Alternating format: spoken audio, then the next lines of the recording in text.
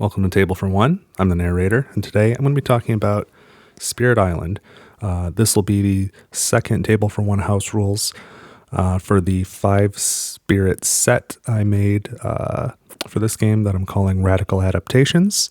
And the second spirit in this set is Mover of Shifting Seasons. Let's get rolling.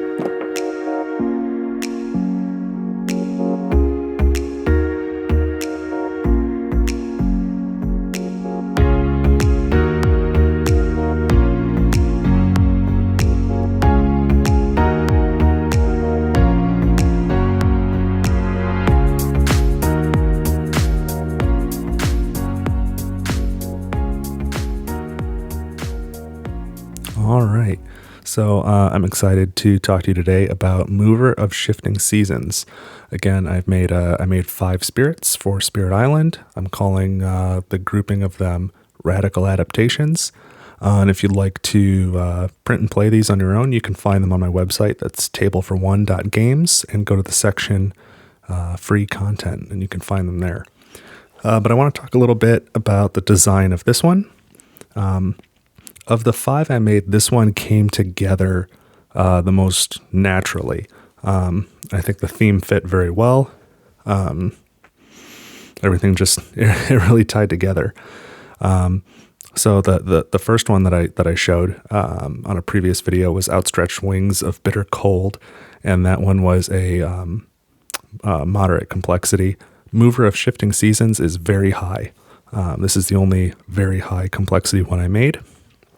I didn't necessarily intend for it to be that way, but after I kind of had it all figured out and how it works, I looked at it and I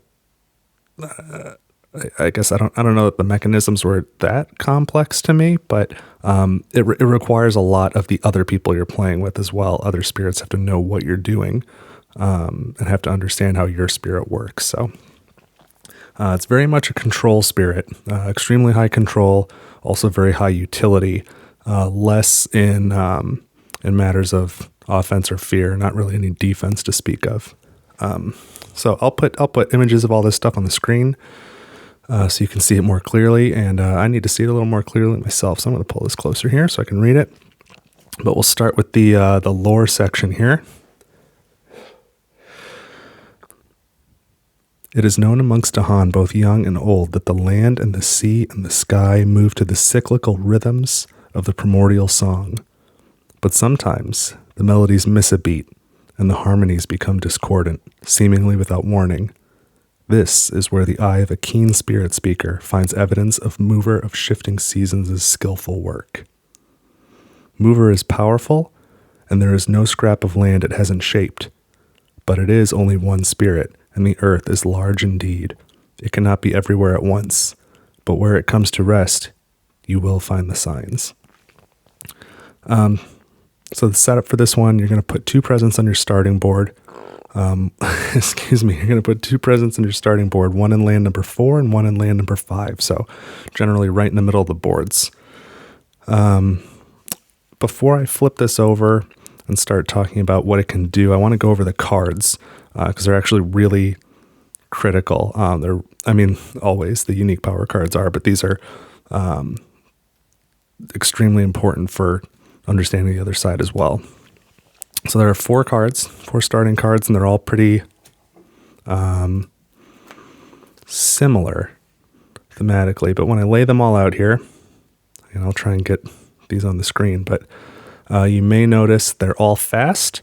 They all have a cost of 1 energy, and each one has 2 elements. Between the 4 cards, there's 1 of each of the 8 elements.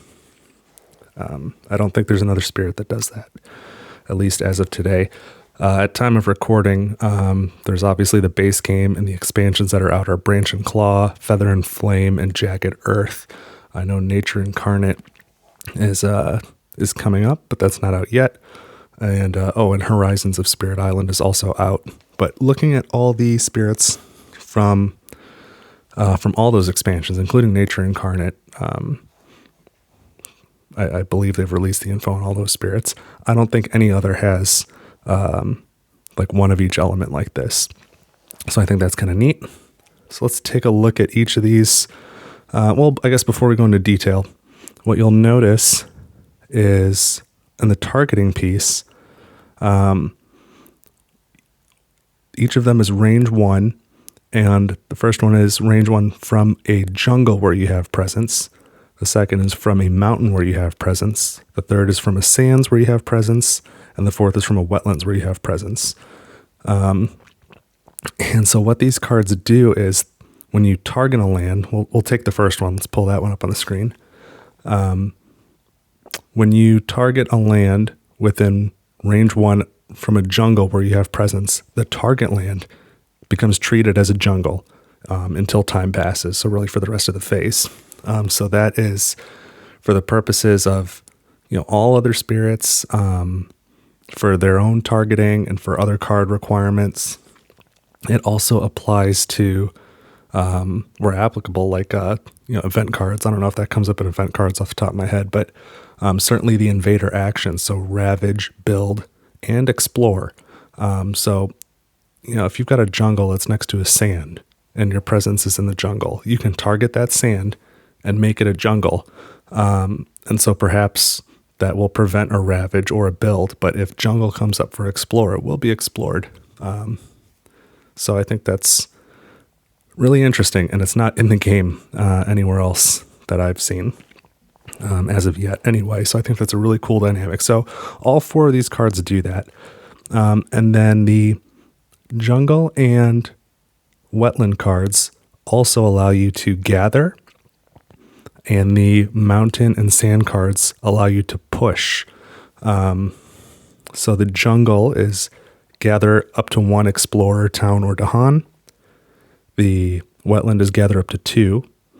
The sand is push up to 1 explorer, town, or Dahan. And the mountain is push up to 2.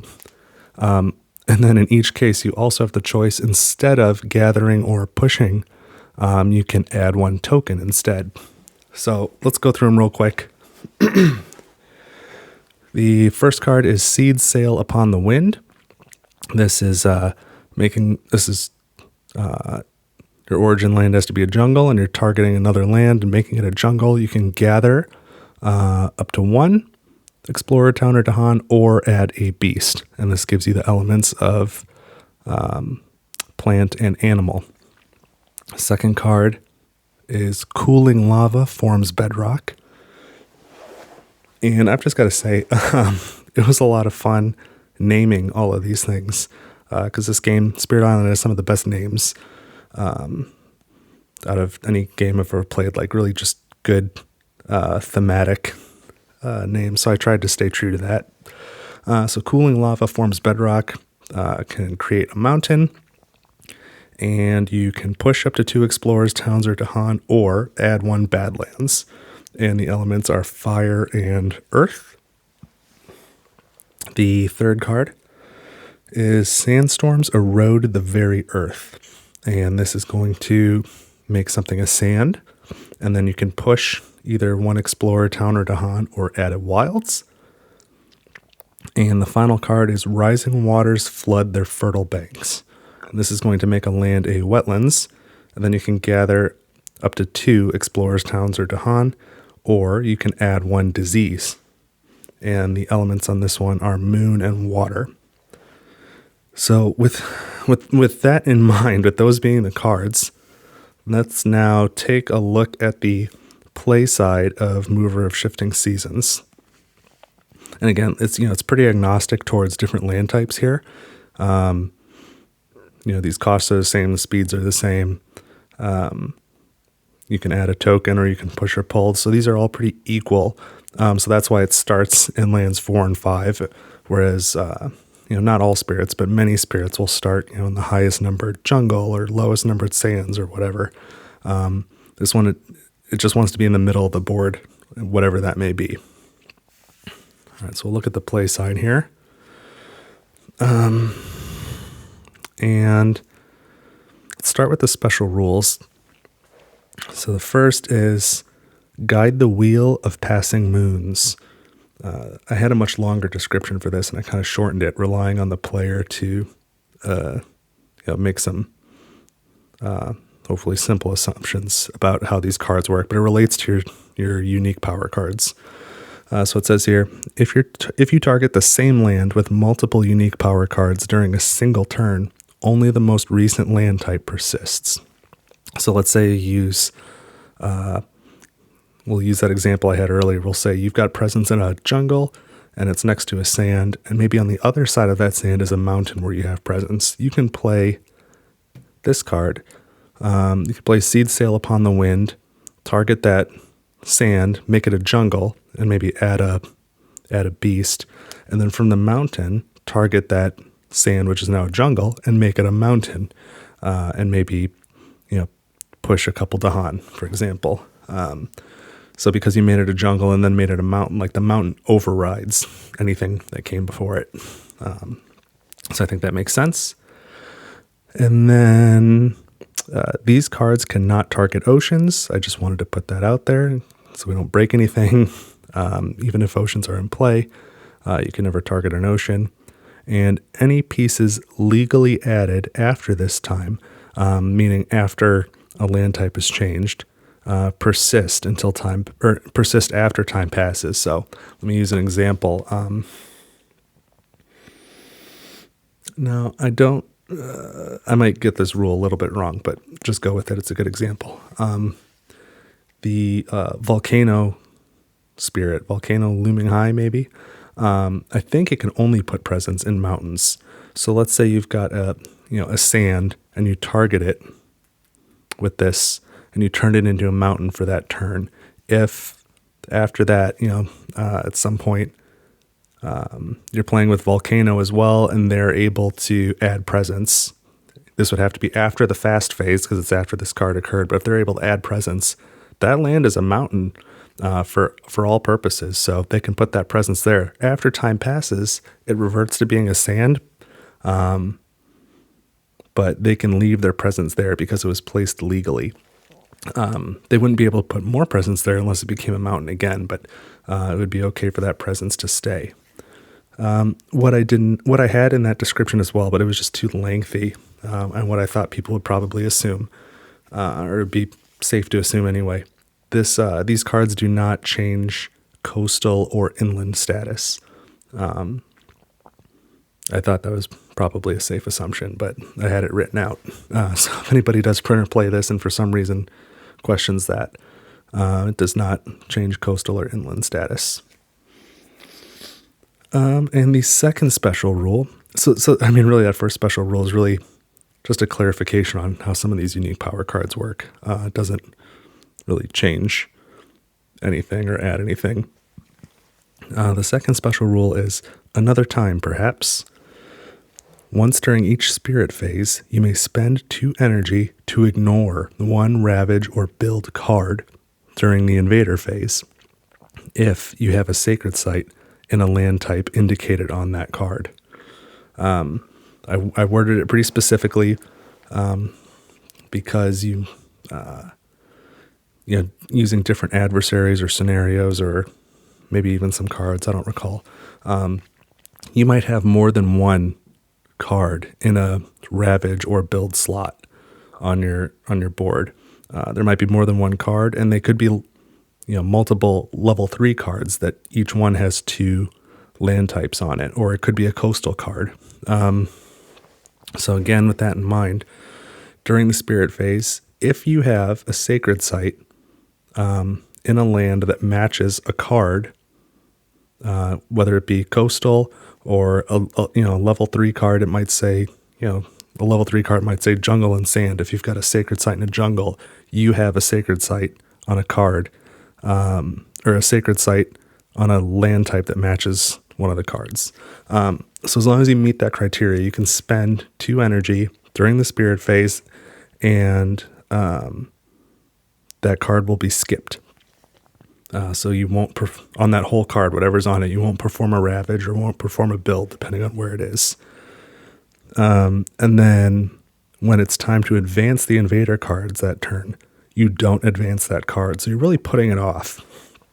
So for a simpler example, just say there's a jungle in the build slot, level 1 jungle, and you have a sacred site in the jungle. So you can pay 2 energy in the spirit phase, and then when it's time to build, the jungle card won't build, and it also will not advance. You will still have an explore, so say that's a mountain, and then you'll end up with 2 cards on that build slot for the next time. So it's an interesting way to be able to put off things, but you often won't have the energy to continue to do that indefinitely. Cards will stack up, and you'll end up having multiple cards going to build or ravage at the same time. So it's an interesting choice, but you only have to have the sacred site in that land type in the spirit phase. Then you can change that land type where your sacred site is to do other things too. So that's where the complexity can start to come in, really. So let's look at the growth options. And I thought these worked really well too, thematically with Mover of Shifting Seasons being represented by this tree frog. There's a lot of presence movement available. So you pick one growth option out of 3, which is pretty standard.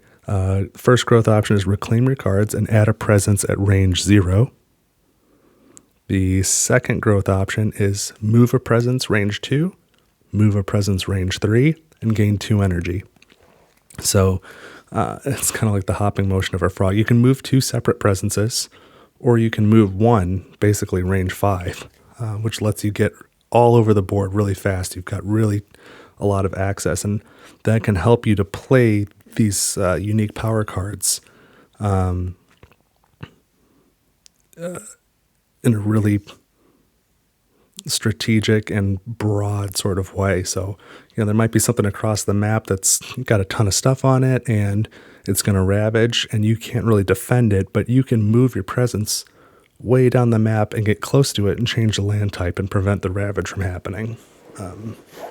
So I thought that's an interesting way to to play and to look at the board. So you've got to look at the board. Like when you're playing, especially with bigger boards and with more people, like you have a really, really wide area of influence. But as it said on the lore piece, like you can't be everywhere at once. So you have to be careful and choose the most effective place to have your influence. Third growth option is add a presence at range 1, move a presence at range 1, and gain a power card. So you don't have quite as much movement, but you can uncover your tracks a little bit. And so looking at the 3 growth options, it's a little bit slow to get presence down, and you can only put your presence down at range 1 or 0, but then you do have that really strong ability to move it around to get where you need to be.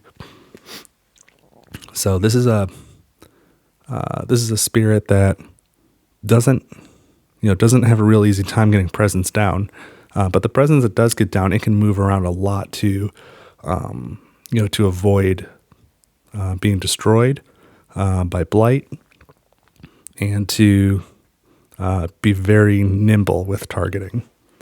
So the presence tracks, if we look at the top track, the energy track, you start with 1 energy per turn.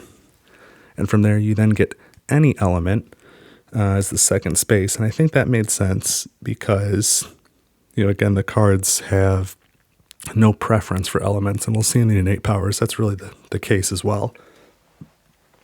So your needs are going to be very different from turn to turn. So the second spot is any element, then 2 energy, then move a presence 1, so more ability to move your presence around every turn at that point. Then another any element, then 4 energy, which is a big jump, especially for the spirit. And then finally move a presence 2, which would give you the ability to move 2 presence every turn during this phase, or move 1 presence at a range of 3. On the bottom track, maybe a little more straightforward.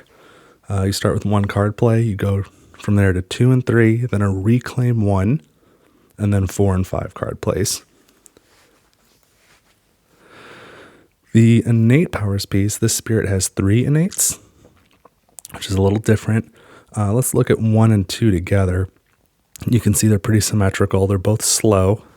If you remember from the unique power cards, the jungle and wetlands are both gather, and the mountain and sand cards are both push. And the elements on these innates line up with those cards. So, for example, the first innate, Indomitable Resolve, is slow, has a range 1, and you must target a jungle or wetland. Keep in mind, of course, you can turn something into a jungle or wetland. But the jungle and wetland cards, again, they gather. So the hope is that you might be pulling Dahan into these lands. Or at least maybe not the hope, but the thinking. So, or if you're not pulling in Dahan, you're pulling in explorers and towns. So if you were to play those cards, if you have 1 water and 1 plant, then you could do 1 damage per Dahan present. If you have 1 moon and 1 animal, you get 1 fear. And then if any Dahan are present, add another Dahan. If you have 2 water and 2 plant, you can then repeat the power. So potentially you can do 1 damage per Dahan, get a fear, add a Dahan, do another damage per Dahan, get another fear, add another Dahan. That could be very strong, but you would need a lot of element to do that. But those elements do line up with the jungle and wetland unique power cards. So the other innate power is symmetrical. It's similar. It's called a Common Foe Forges Alliances. It targets at range 1 a mountain or sand during the slow phase, and the mountain and sand cards push. So if you have a sun and a sun and an earth element, you can do 1 damage per Dahan in adjacent lands. So it's kind of like being surrounded. 1 fire and 1 air will get you 1 fear and add 1 strife. And then similar to the first innate, if you have 2 sun and 2 earth, you can then repeat the power. So then again, do another damage for every Dahan in adjacent lands, another fear, and another strife. The third innate is called Only Change is Constant. And it's similar to one of the major power cards, and I forget the name of it off the top of my head. But this is a slow power, and you target any spirit. The threshold is 1 of every element. So if you were to play all 4 of your unique power cards in 1 turn, it would unlock this. And this says that the target spirit gains the top major power card from the deck without forgetting another power card. So it's not quite as strong as the major card that has a similar effect. The major card that I'm thinking of, and I do forget the name off the top of my head, but it has 1 of each element on the card, and I think it allows the target spirit to take the top 2 major power cards from the deck, choose 1 without forgetting a power, and I think if you target another spirit, you gain the other power card. What this one does is they just take the top 1 from the deck, whatever it is, without forgetting a card. And if you target another spirit, you gain 1 energy for every element on the card that they gained. So that would be a maximum of 8 energy. But I think most of the major powers have at least 3. There might be some 2s out there, or even some 1s or 0s. I don't know for sure, but you're likely to get some energy for that. So that's how this spirit works. So it is very mobile, and it can put down a ton of tokens or can move a lot of pieces around. But it's going to have to really rely on either Dahan counterattacks or other spirits or other cards that it can acquire to get much done. So I think it's pretty interesting. It affects the land types, which is new, and it can affect the ability of the invader cards to move through their normal flow from explore to build to ravage. And so to close, if we flip back over to the lore side, here is the play style. Requires an acute awareness of the island's constantly changing terrains. This will demand attention from and communication with teammates as well. Has a tough time adding presence, but presence already on the island is extremely mobile and can easily avoid loss to blight. Defending the land is more difficult. Adds tokens prolifically, but will need to rely on new power cards or teammates to make effective use of them. So this kind of all made sense in my head when I was thinking about it. The cards just kind of came to me all together at once. But I remember the first time I sat down to play this one and take my first turn, my head exploded when I realized all the options I had. So definitely some complexity, but I'll also say I play tested this one with some of my friends, and in one of our games, I played this spirit, and one of my friends played another spirit that I had made that I'll get to later. But for the two of us playing Spirit Island, that was, of all the games the two of us had ever played together, that was the best one. We had so much fun. So this was the spirit's a challenge, but it's pretty cool. So I'm about to play a game with this spirit as well, and I'll upload that video at the same time as this one so you can check it out.